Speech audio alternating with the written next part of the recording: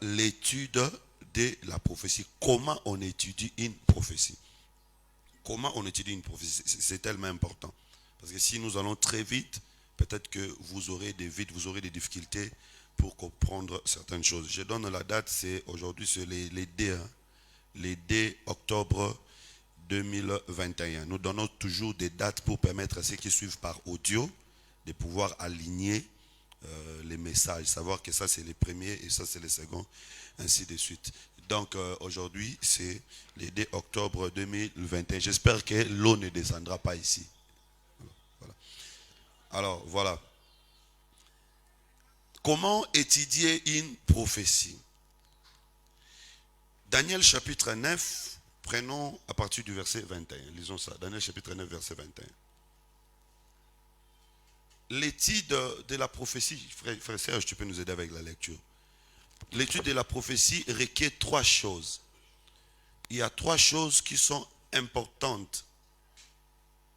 Trois choses qui rendent la prophétie synoptique, compréhensible. Lisons ça. Daniel chapitre 9, je prends le verset 21. Je lis au nom de Jésus-Christ. Amen. Je parlais encore dans ma prière quand l'homme, Gabriel, que j'avais vu précédemment dans une vision, s'approchait de moi d'un vol rapide au moment de l'offrande du soir. On avait tout vu, on avait expliqué déjà, évolue. Il m'instruisit et s'entretenait avec moi. Il me dit, Daniel, je suis venu maintenant pour ouvrir ton intelligence. Lorsque tu as commencé à prier, la parole est sortie. Et je viens pour te l'annoncer. Car tu es un bien-aimé, sois attentif à la parole. Je vais revenir sur les mots bien-aimés. Continue. Sois attentif à la parole et comprends la vision.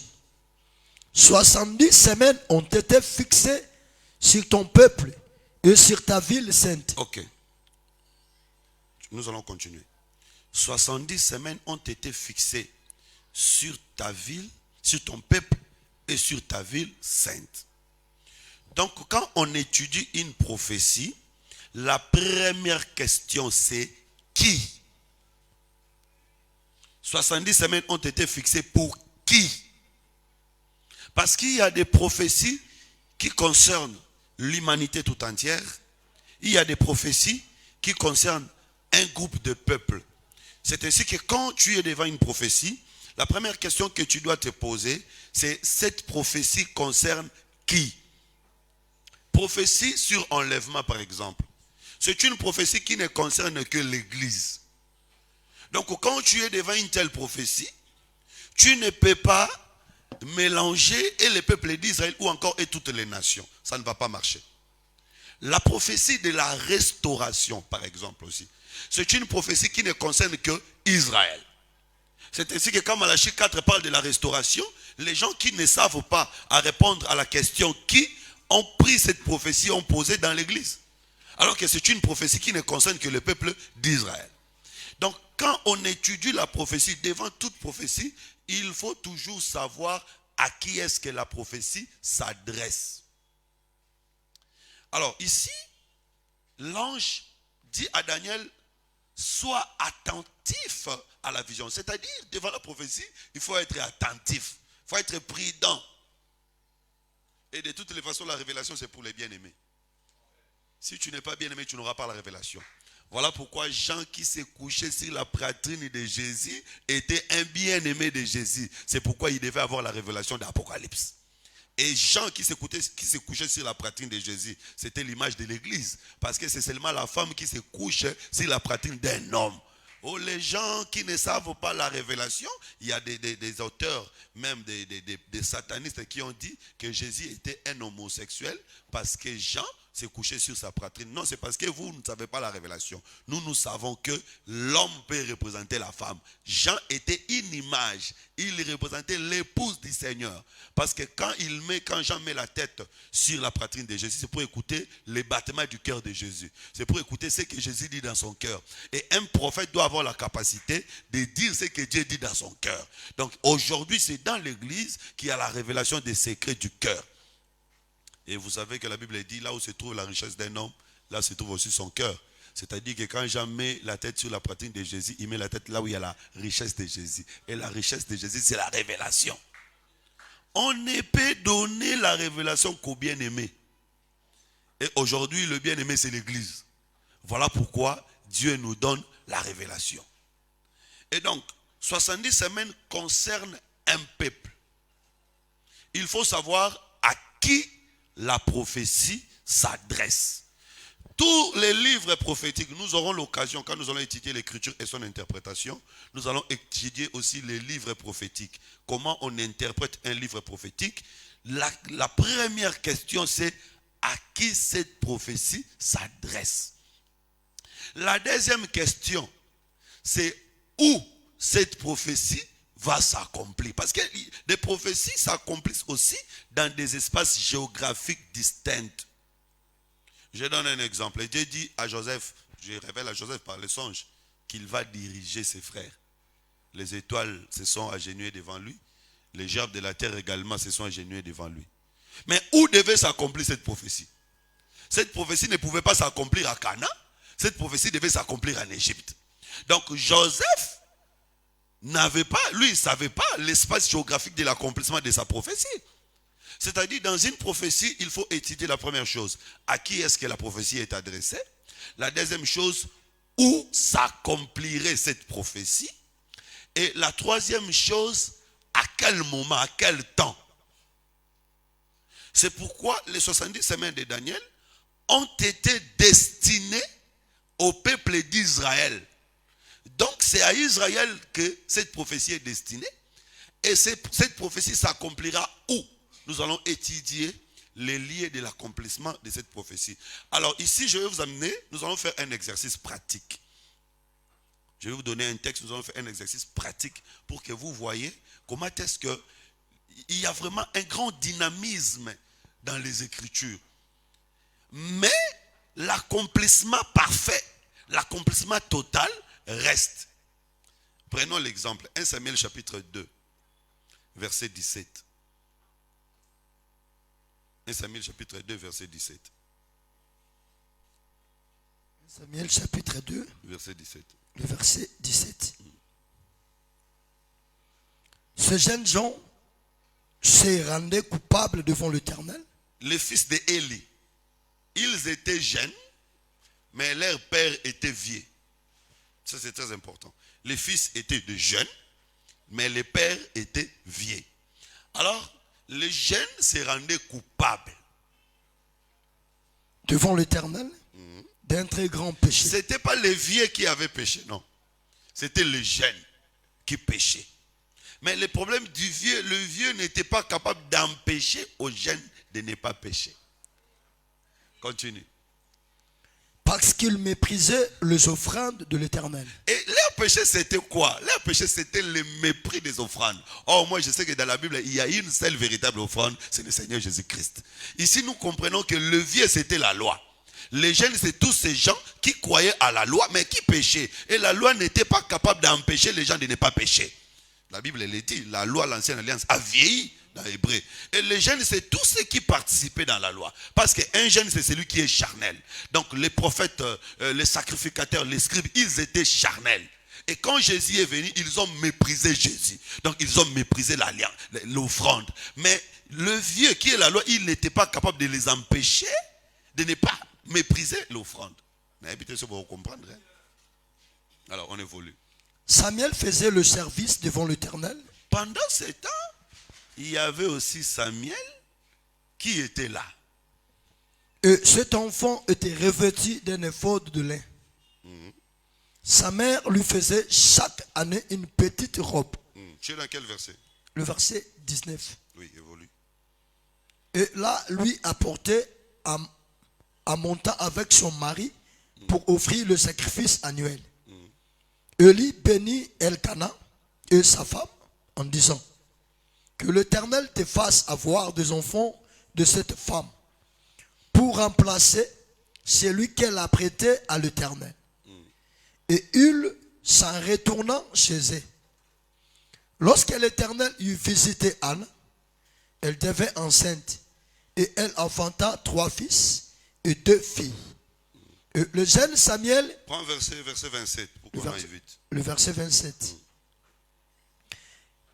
Un homme de Dieu vint auprès de lui et lui dit, ainsi parle l'Éternel, ne me suis-je pas révélé à la maison de ton père? Écoutez maintenant, suivez bien. Lorsqu'ils étaient en Égypte, dans la maison de Pharaon. Ici, l'homme de Dieu parle à Élie. Il dit à Élie que je me suis révélé à la maison de ton père. Élie était de la tribu de Lévi. Il était descendant d'Aaron. Donc quand lui il parle, l'homme de Dieu parle ici, il parle d'Aaron. Le père c'est Aaron. Continue. Je l'ai choisi parmi toutes les tribus d'Israël Okay. pour être à mon service dans le sacerdoce, pour montrer à mon autel, pour brûler le parfum, pour porter les fautes devant moi. Et j'ai donné à la maison de ton père tous les sacrifices consumés par le feu et offerts par les enfants d'Israël. Pourquoi voulez-vous au pied mes sacrifices et mes offrandes que j'ai ordonné de faire dans ma demeure? Et d'où vient que tu honores tes fils plus que moi? Okay. Enfin de vous engraisser de prémices de toutes les offrandes d'Israël, mon peuple. C'est pourquoi, voici ce que dit l'Éternel, le Dieu d'Israël. J'avais déclaré que ta maison et la maison de ton père marcheraient devant moi à perpétuité. Et maintenant, dit l'Éternel, loin de moi, car j'honorerai celui qui m'honore. Mais ceux qui me méprisent seront méprisés. Voici le temps arrive où je retrancherai ton bras et le bras de la maison de ton père, en sorte qu'il n'y aura plus de vieillards dans ta maison. Ça c'est une prophétie. Un homme de Dieu est en train de prophétiser. Il est en train de prophétiser sur qui? Il est en train de prophétiser sur Élie physique. Mais attention, quand toi tu es devant cette prophétie, il faut te poser la question à qui cette prophétie s'adresse. C'est comme l'unique éthiopien qui lisait. Il lit le livre d'Ésaïe. Il pose la question à Philippe, de qui les prophètes parlaient-ils? Alors que les prophètes parlaient, il a été amené, tout. Mais lui il devait savoir de qui. Donc même si tu vois une personne, un personnage à qui on est en train de s'adresser, mais toi ne te limites pas au personnage que tu vois. Il faut aller loin parce qu'elle ici représente aussi quelque chose. Vous voyez? Donc malgré que Dieu est en train de parler à elle physiquement, mais vous savez que Ésaïe avait dit, moi et le fils que Dieu m'a donné, nous sommes des signes et des présages en Israël. Donc dans la Bible, les personnages bibliques sont des signes. Devant un texte, tu dois chercher à savoir ces personnages représentent qui. Donc Dieu a envoyé un message. Il dit à Élie, je vous avais donné le sacerdoce. J'avais donné le sacerdoce à toi et à ta famille. Mais maintenant, je vais retrancher les sacerdoces à toi. Je vais retrancher les sacerdoces à ta famille. Il n'y aura pas de vieillards dans ta famille. Je vais retrancher les bras. Ici, nous sommes devant une famille qui doit perdre les sacerdoces. Mais est-ce que Lévi avait perdu les sacerdoces? Si vous suivez bien, Lévi n'a pas perdu les sacerdoces. Les sacerdoces est resté toujours dans la tribu de Lévi. Maintenant, pour bien interpréter, il faut respecter les événements et puis il faut aller dans la prophétie. Vous ne pouvez pas aller dans la prophétie si vous ne faites pas d'abord l'étude des événements. Je vais vous parler de ça. Je vous avais parlé du schéma narratif qui décrit, qui peint les événements avant d'interpréter. La tribu de Lévi n'avait pas perdu le sacerdoce, mais la lignée d'Élie avait perdu le sacerdoce. C'est pourquoi vous allez voir cette écriture, ce texte, quand Dieu dit qu'il n'y aura pas de veillard, vous allez perdre tous les sacerdoces. Cela s'est accompli avec Saoul. Saoul avait tué tous les sacrificateurs en Nod. Je crois qu'on avait vu ça. Et tous les sacrificateurs que Saoul avait tués en Nod, ils étaient descendants d'Élie. Il n'y a que Abiatar, je crois que c'est Abiatar, qui était échappé. Et Abiatar aussi sera détrôné ou destitué par Salomon. Ça, c'est sur le plan littéraire. Nous avons vu cet accomplissement sur le plan littéraire. Toute la famille d'Élie a été tuée et le seul qui était resté était détrôné. Maintenant, sur le plan prophétique, ici, la maison d'Élie représente Israël. C'est Israël que Dieu avait choisi. C'est Israël que Dieu avait donné la loi. C'est Israël que Dieu avait établi comme un peuple sacré. Mais Israël a déshonoré l'offrande. Voilà pourquoi Dieu va récupérer cette sacralité pour donner à une autre maison. La maison qui va récupérer le sacerdoce, ici c'est Samuel. Mais Samuel n'était pas de la tribu de Lévi. Donc vous comprenez que le salut va quitter un camp et le salut va aller dans un autre camp. Et quand le salut quitte le camp d'Israël, va dans un autre camp, le peuple de la maison d'Élie qui représente Israël ici doit être tué. Voilà pourquoi l'an 70, l'empereur Titus est venu, il a tué tous les hommes en Israël, il a tué les hommes en Israël. Et celui qui était resté a été destitué. Celui qui est resté ici, c'est comment? Quand Jésus est parti, quand Jésus est mort, l'Esprit est venu prêcher les nations. L'an 70, Israël a été tué. Et Israël qui est resté physique, Israël qui est resté vivant, est destitué. Il n'a plus le sacerdoce. Je ne sais pas si vous comprenez. Donc, c'est une prophétie, c'est une écriture prophétique qui parle d'un homme, mais derrière cette écriture, il y a beaucoup d'autres révélations que nous pouvons étudier et comprendre plusieurs choses. Quand on étudie un texte biblique, il faut chercher à savoir à qui est-ce que le texte parle. Prenons par exemple Lévitique chapitre 7, verset 25. Donc, je vais lire. Ici, quand l'homme de Dieu parle à Élie, c'était déjà une prophétie où Dieu parle à Israël que j'enlèverai les sacerdoces chez vous, je donnerai les sacerdoces à un autre peuple. Alors vous n'aurez plus de veillards. Est-ce que si vous allez en Israël aujourd'hui, vous n'allez pas trouver des veillards? Vous allez trouver des veillards physiques. Mais spirituellement, ils n'ont pas de veillards. Parce qu'un veillard, c'est celui qui a la capacité d'interpréter les Écritures. Donc en Israël aujourd'hui, il n'y a pas de gens qui sont capables d'interpréter. Et il a dit, vous n'aurez pas, je vais enlever les bras. Les bras ici, quand on parle du bras, on voit plus la main.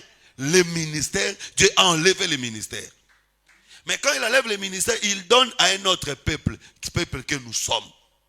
Alors concrètement, ces gens doivent mourir physiquement. Et il y a eu la mort, comme je vous ai dit, à l'époque de Saoul. Ici, Saoul, qui tue, représente aussi le général Titus qui a tué les enfants d'Israël. Mais celui qui est resté vivant sera destitué. C'est Israël physique qui est destitué. Mais attention, il y a quand même un peuple d'Israël. Il était Israël, mais aujourd'hui, il n'est pas compté en Israël. C'est important. Parce que quand nous disons 70 semaines concernent Israël, ça ne concerne pas Pierre. Ça ne concerne pas Paul. Il faut faire attention. 70 semaines ne concernent pas Pierre ni Paul, malgré qu'ils sont israélites. Pourquoi? Parce qu'ils sont retranchés. Alors, je vais donner les textes. Si vous pouvez mettre les téléphones sur mode vibré ou silencieux, parce que ça nous dérange à chaque fois que ça sonne. Alors, Lévitique chapitre 7, verset 25. Lévitique 7, 25. Car celui qui mangera de la graisse des animaux, dont on offre à l'Éternel de sacrifices consumés par le feu, celui-là sera retranché de son peuple. Celui qui mangera la graisse sera retranché de son peuple. Donc en Israël, on ne mange pas la graisse. Si tu manges la graisse, tu seras retranché. Voilà pourquoi, quand les rois avaient organisé une fête, la Bible dit que les rois ont organisé une fête, il a préparé des veaux gras. Il a invité les enfants d'Israël. Ils ont refusé de venir. Parce qu'en Israël, on ne mange pas un animal gras, on ne mange pas la graisse. Mais il y a un groupe d'Israélites qui ont accepté de manger la graisse. Or, vous savez que la graisse, l'huile, c'est le Saint-Esprit. Jésus qui était venu avec la graisse, Jésus qui était venu avec l'huile, c'est Jésus qui était venu avec le Saint-Esprit. Quand il dit l'Esprit du Seigneur est sur moi. Ah, donc tu es un gâteau qui a l'huile. Israël a ma foute, a la graisse, barolia et oté. Mais les apôtres ont accepté de manger. Voilà pourquoi aujourd'hui ils sont retranchés. Ils ne sont plus comptés comme Israélites physiques.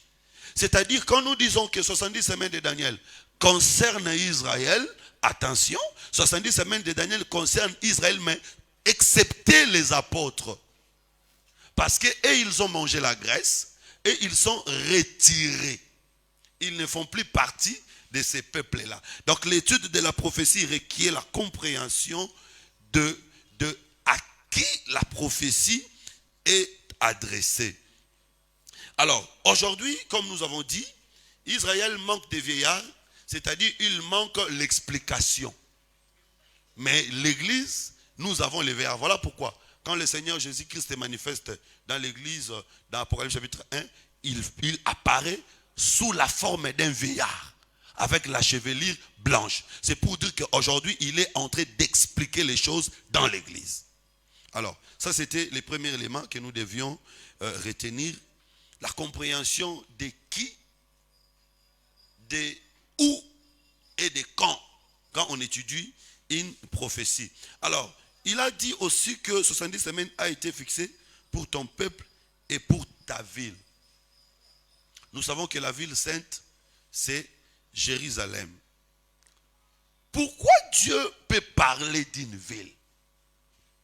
Est-ce que Dieu peut se donner la peine de parler d'une ville? Quelle était la pensée qui était cachée derrière? J'aimerais d'abord dire d'une manière évangélique que Dieu, quand il vient pour restaurer une personne, il restaure aussi son environnement. Dieu ne peut pas te restaurer sans pour autant restaurer ton environnement. Ça n'existe pas.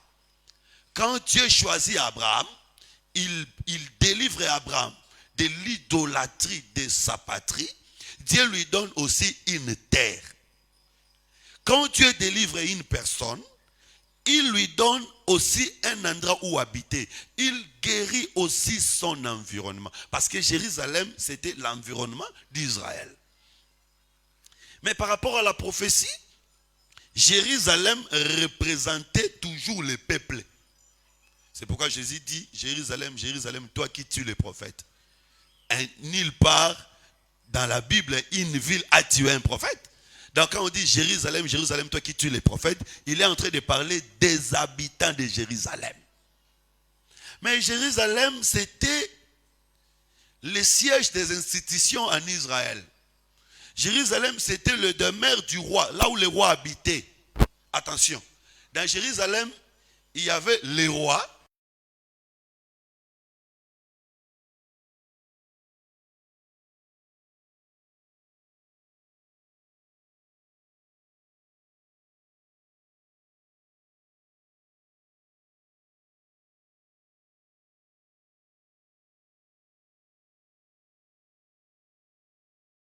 Parce que c'est eux qui avaient la sacrificature. Tribu du sud, dominée par Juda, parce que c'est eux qui avaient la royauté. Alors quand David vient, David mélange et le temple et la royauté dans Jérusalem. C'est-à-dire quand on voit Jérusalem, on voit le temple et la royauté. C'est-à-dire quand on dit 70 semaines ont été fixées pour ton peuple et pour ta ville, c'est pour dire que les peuples seront sauvés, le temple et la royauté reviendra. Donc le sacerdoce et la royauté sera redonné à ces peuples. Donc dans le programme de Dieu, contenu dans les 70 semaines de Daniel, Dieu va restaurer la royauté qu'Israël avait perdue. Dieu va également restaurer le sacerdoce que Israël avait perdu. Alors, lisons, continuons la lecture. Daniel chapitre 9, verset 21. Nous sommes arrivés au verset 23, je crois. Nous allons voir maintenant les 4 billes. Daniel 9, je prends le verset 23. Lorsque tu as commencé à prier. Non, verset 22. Verset 22. Il m'instruisit et s'entraînait avec moi. Il me dit, Daniel, je suis venu maintenant pour ouvrir ton intelligence. Lorsque tu as commencé à prier, la parole est sortie et je viens pour te l'annoncer. Car tu es un bien-aimé. Sois attentif à la parole et comprends la vision. Il n'y a que Dieu lui-même qui ouvre l'intelligence pour que quelqu'un comprenne. J'aimerais que ce matin, que Dieu nous ouvre les intelligences pour que nous soyons en mesure de comprendre. Continue. 70 semaines ont été fixées sur ton peuple et sur ta ville sainte pour faire cesser les transgressions. Faire cesser les transgressions. Et mettre fin au péché. Mettre fin au péché. Ça, c'est le premier but. Pour expier l'iniquité et amener la justice éternelle. Ça, c'est le deuxième but. Pour sceller la vision et les prophètes. Troisième but. Et pour oindre le Saint de Saints. Quatrième but. Que Dieu bénisse la lecture de sa parole. D'abord, j'aimerais dire aussi que quand Dieu vient pour restaurer une personne, il ne restaure pas seulement le culte, mais il restaure aussi la royauté. Il ne restaure pas seulement la royauté, il restaure aussi le culte. Vous ne pouvez pas dire que je suis béni, parce qu'être béni, c'est ça la royauté, mais vous devez aussi avoir un culte fort. C'est-à-dire avoir la connaissance véritable, avoir la vie de la sainteté. C'est ça, les deux bénédictions doivent marcher ensemble. La bénédiction spirituelle et la bénédiction matérielle. Et il ne faut pas oublier que c'est le culte qui donne la force à la royauté. David était prudent. David savait que je peux bâtir un palais ici, mais si le culte n'est pas ici, je ne suis pas fort. Pour que je sois fort, le culte doit être à côté de ma royauté. Voilà pourquoi la royauté de David est restée éternelle. Parce que c'est une royauté bâtie à côté du culte. Bien aimé, un ministère, une élévation, un succès qui n'est pas bâti à côté du culte finira par tomber. Et même dans la vie pratique, quand tu as un mariage qui n'est pas bâti à côté du culte, tu n'es pas assuré, tu n'es pas garanti. Quand tu as un emploi qui n'est pas bâti à côté du culte, tu n'es pas garanti. Donc nous devons faire de sorte que tout ce que nous faisons soit bâti à côté du culte. C'est-à-dire que tu respectes le culte. Voilà pourquoi David ne pouvait pas aller à gauche et à droite, parce qu'à tout moment, il a le culte à côté de lui. Alors maintenant, quand Dieu vient pour restaurer Israël, Dieu va restaurer Jérusalem. Or, restaurer Jérusalem, c'est restaurer la royauté et restaurer aussi le culte. Mais Dieu ne fait jamais rien sans objectif. Tout ce que Dieu fait, il le fait toujours avec un but. Si Dieu avait permis qu'Adam tombe, il avait une raison. Et si Dieu a permis même que l'école de la sagesse puisse exister, Dieu a toujours un but. Il a un objectif. Si Dieu a permis que tu viennes, que tu suives, il a un but, il a un objectif. Et c'est toujours important que l'enfant de Dieu connaisse le but ou l'objectif de Dieu dans telle ou telle chose qui m'arrive. Quel est l'enseignement que Dieu veut que je tire dans ce qui m'arrive? Il faut toujours savoir ça. Parce que quand l'ange vient ouvrir l'intelligence de Daniel, il lui révèle le but de ce programme de 70 semaines que nous voulons étudier. Premier but, il dit, je viens dans les 70 semaines, c'est pour faire cesser les transgressions et expier l'iniquité. Bon, nous parlons d'abord de faire cesser les transgressions. Je vais faire un petit schéma. Rapidement, je ne sais pas si les caméramans seront avec moi. Je vais faire un petit schéma pour que nous puissions comprendre. Malgré qu'on n'a pas encore parlé sur les trois parties des 70 semaines de Daniel, mais nous allons en parler.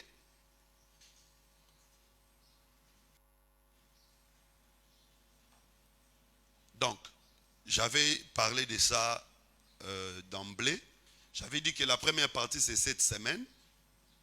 La deuxième partie, c'est 62 semaines, qui nous font au total 69 semaines. Et la dernière partie, c'est une semaine.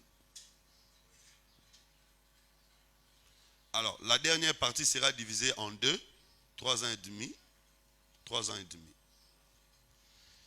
Et cette partie vide, c'est le temps de l'église. C'est la parenthèse, le temps de l'église. Alors, je vais expliquer quand est-ce qu'on va commencer à compter et quand est-ce qu'on finira de compter. Je vous avais dit, cette partie, c'est ça la partie eschatologique. Pourquoi c'est ça la partie eschatologique? Parce que l'eschatologie, ce sont les événements qui viendront. Toutes ces parties se sont déjà accomplies. Et donc ce n'est plus eschatologique, c'est maintenant de l'histoire, le passé. Mais la dernière partie qui reste, ce sont des choses qui viendront. Donc ce sont des choses que nous allons étudier dans l'eschatologie.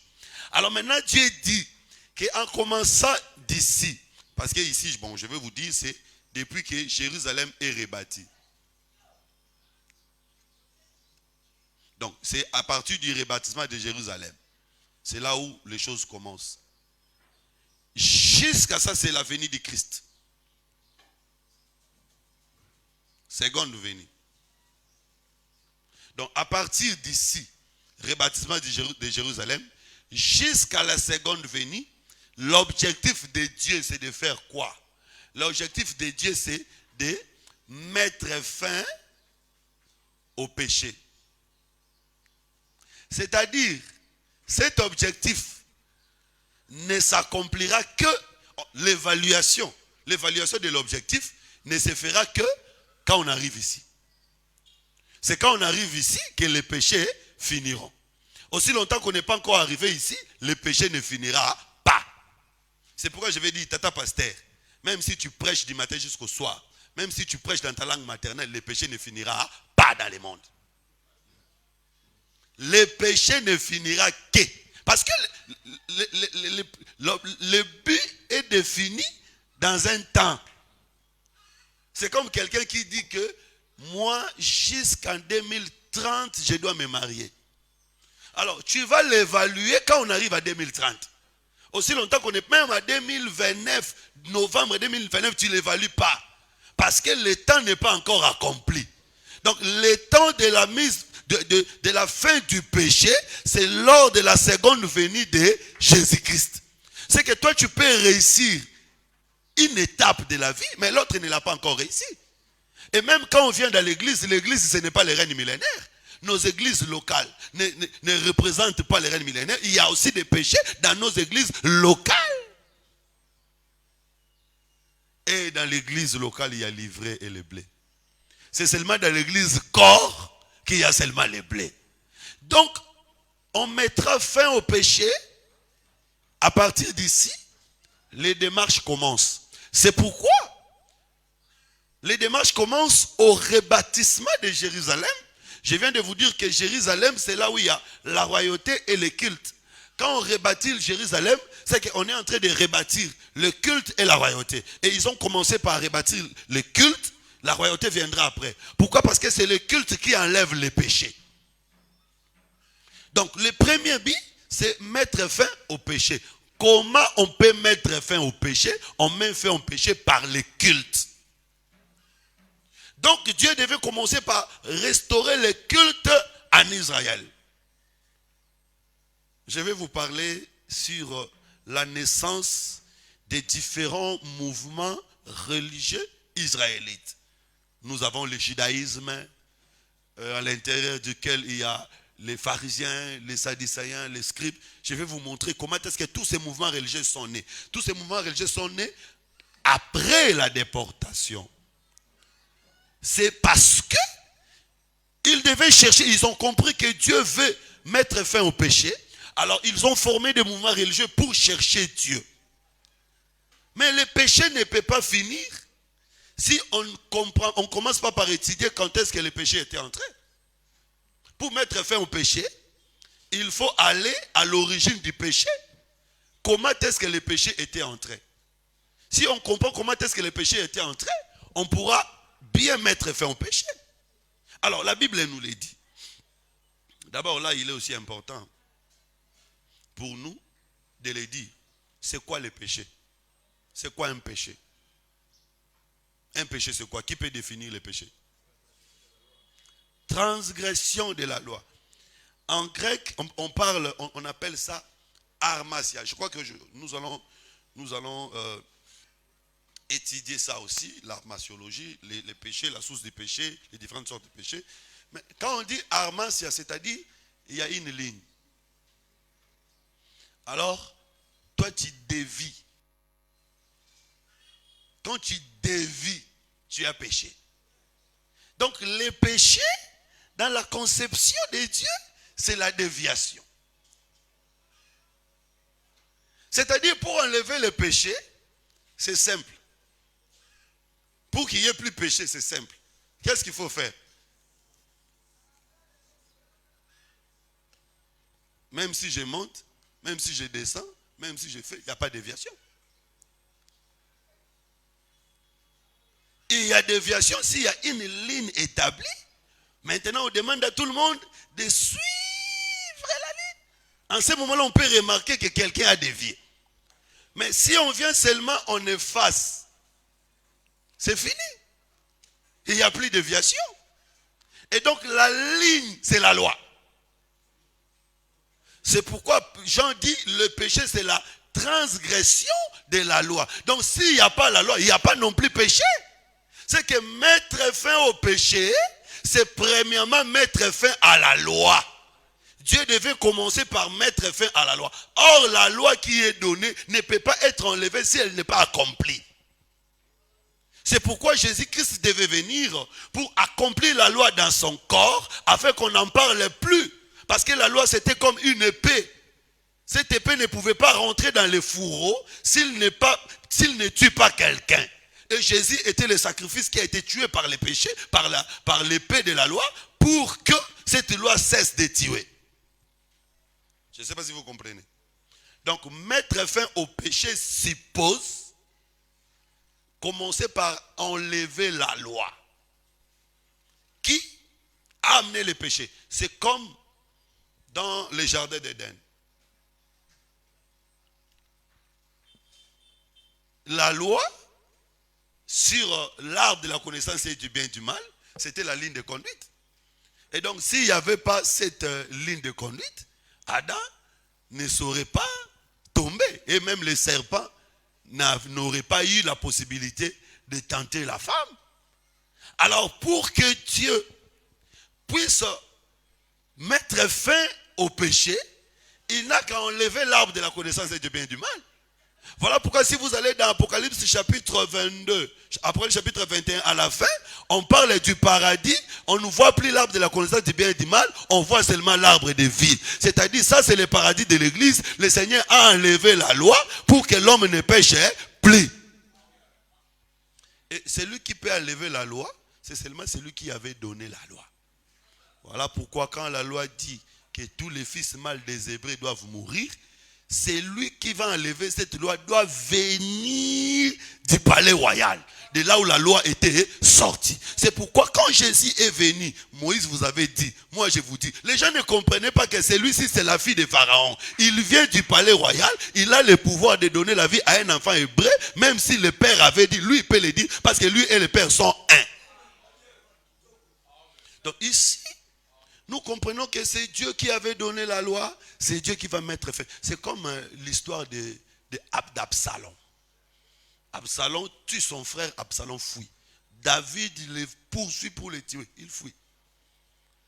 Mais Joab va chercher Absalom.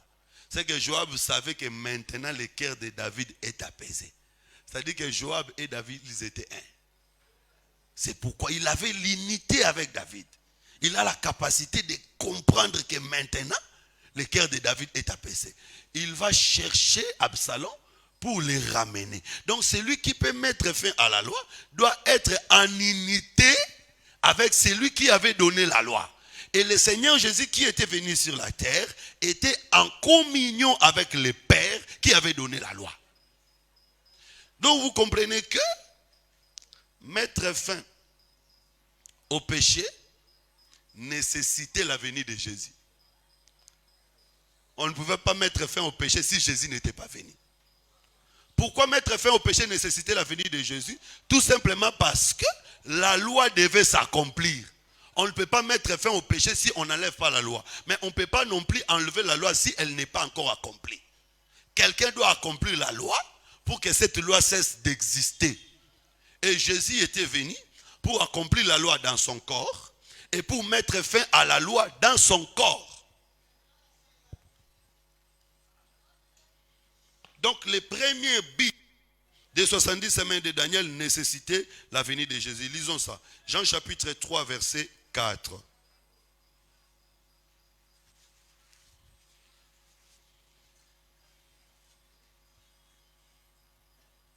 Jean chapitre 3 verset 4. Jean chapitre 3, je prends le verset 4.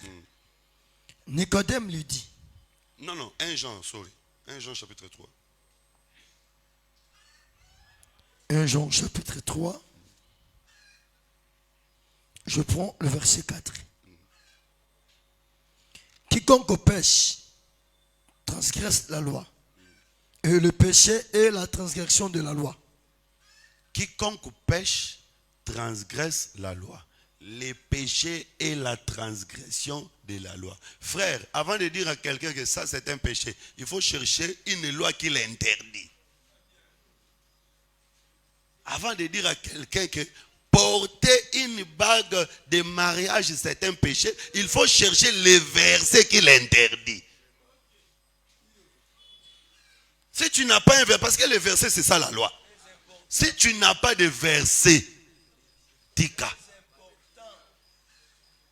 Avant de dire que non, une femme ne peut pas l'idée dans un culte, dans la chanson, une femme ne peut pas l'idée. Il faut avoir les versets qui l'interdit. Si tu n'as pas de versets, le péché, c'est la transgression de la loi. Bon, c'est un péché. J'ai transgressé quelle loi, quelle écriture? Nous avons eu un sérieux débat quand j'étais en Angola. 2 frères. Sérieux débat. Si tu es un jeune, tu ne peux pas porter le chapeau.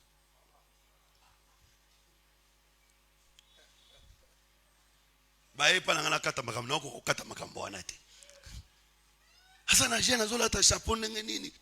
je ne savais pas qu'est-ce que je vais faire. Et même ici, si tu es en visite, tu ne peux pas porter le chapeau. Tu fais la visite de maison en maison. Tu ne peux pas porter le chapeau. Parce que tu es en train de servir. Servir, c'est aussi prier. Frère, les sous-mots ont un raisonnement, les sous-mots ont un texte. Tu ne peux pas commencer à réfléchir pour me trouver un péché. Donc tu fais des réflexions pour chercher à me trouver un péché. Non. C'est quand tu me donnes un verset s'il n'y a pas de verset, laisse-moi tranquille. Il y a des choses que moi je n'aime pas. Je ne peux pas en faire péché. Parce que moi je n'aime pas ça, j'en fais péché. Moi je suis allé prêcher ici chez Sonic Afuta. Tout le monde voulait me tuer ici. Mais c'est votre problème. Quel est le verset qui m'interdit de ne pas aller là-bas?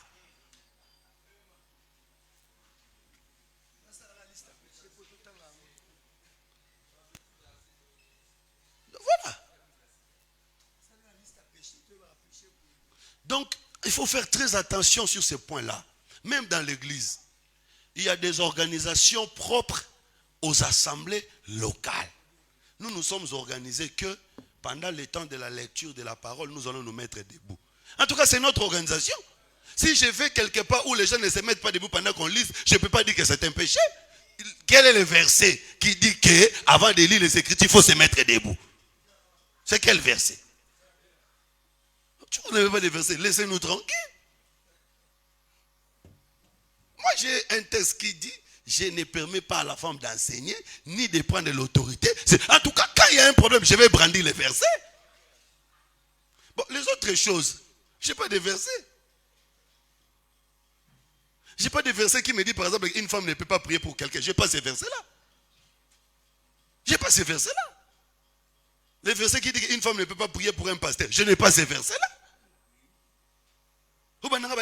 Non, c'est le supérieur qui bénit l'inférieur. C'est quoi le supérieur à Zobela? Abela. Supérieur à Bela raté. Parce que